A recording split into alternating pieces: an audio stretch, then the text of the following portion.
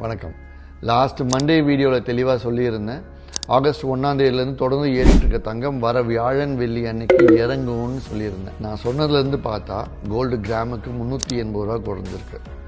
சரி, அது நடந்து முடிஞ்சது.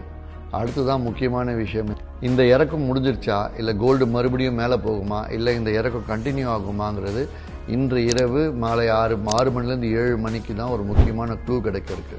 இன்றைக்கி ஈவினிங் அமெரிக்காவோட ஃபெட் சேர்மன் பேசியிருக்காரு.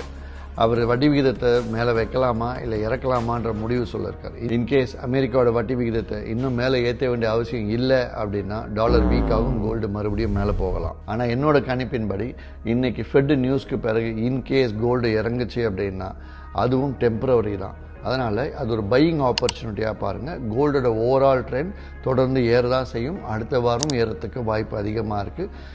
வாங்கணும்னு நினைக்கிறவங்க இப்போ கொஞ்சம் கொஞ்சமாக வாங்க ஆரம்பிக்கிறது தான் நல்லதுன்னு சொல்லுங்கள். இன்றைக்கி ஃபெட் பேசி முடிச்சதுக்கப்புறம் தங்கத்தோட விலை மேலும் இறங்குமா இல்லையா அப்படிங்கிறத அடுத்த வீடியோவில் சொல்கிறேன். தொடர்ந்து ஃபாலோ பண்ணுங்கள். உங்கள் ரிலேட்டிவ்ஸ் ஃப்ரெண்ட்ஸ் யாராவது கோல்டு வாங்குகிற ஐடியா இருந்ததுன்னா அவங்களுக்கு இந்த வீடியோ ஷேர் பண்ணுங்கள்.